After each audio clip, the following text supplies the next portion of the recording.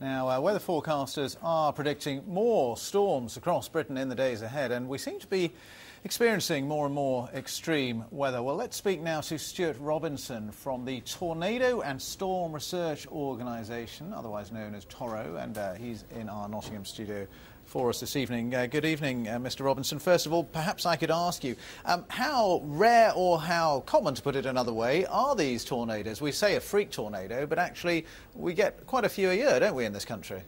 Well, we've been maintaining records on tornado occurrences in the United Kingdom since 1972, and our year-on-year averages for the numbers of tornadoes is currently running at 45, so that's really quite a large number. And what makes this one unusual, I suppose, is that it hit street dwellings, it hit an urban centre rather than just a field in the middle of a rural area. That's correct. The vast majority of these tornadoes occur over open farmland where, quite frankly, they'll break a few trees and possibly knock over a haystack.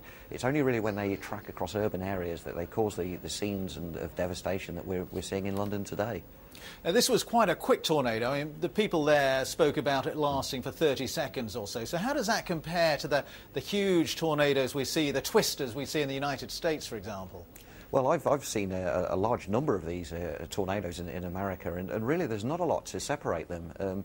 We must understand that it's only a very few of the tornadoes in America that actually go on to be these big classic tornadoes, these big F5 or tornadoes that we see in America. The vast majority of them are exactly the same strength that we get in England.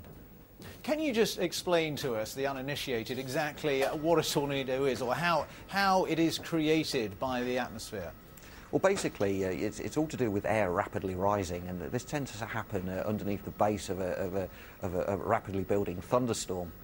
As the air rushes from the ground into the thunderstorm, it starts to corkscrew, if you like, and consolidate, and that will actually generate a thing called a mesocyclone. Now, a mesocyclone, without getting too technical, is just a thunderstorm that starts rotating, and towards the centre it will start rotating quicker and quicker until eventually a funnel cloud will drop from the base of the thunderstorm.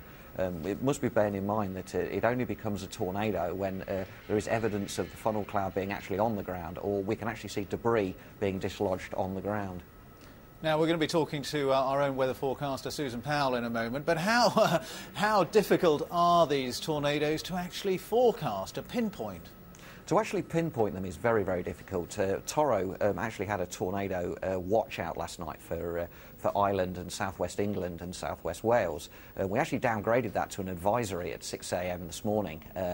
Although we were always aware there was the chance of a tornado, we were not confident that a tornado would form.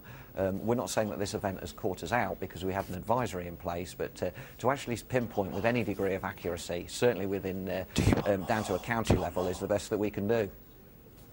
And a lot of people are saying this is climate change causing extreme weather like this. What's your view? I mean, can we expect more and more of these sort of tornadoes? I'm not so sure we're going to expect more and more. I just think the positions where they occur will differ. I believe that as the UK starts to warm up, then we'll get a lot of the storms that tend to typically form over northern France. One event that I think we'll see more of in the future is large and possibly damaging hail.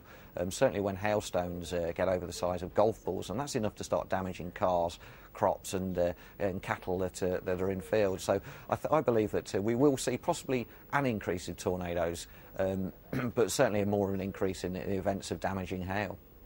OK, Stuart Robinson from the Tornado and Storm Research Organisation, thank you very much indeed for your informed opinion on tornadoes and what we can expect. Who knew?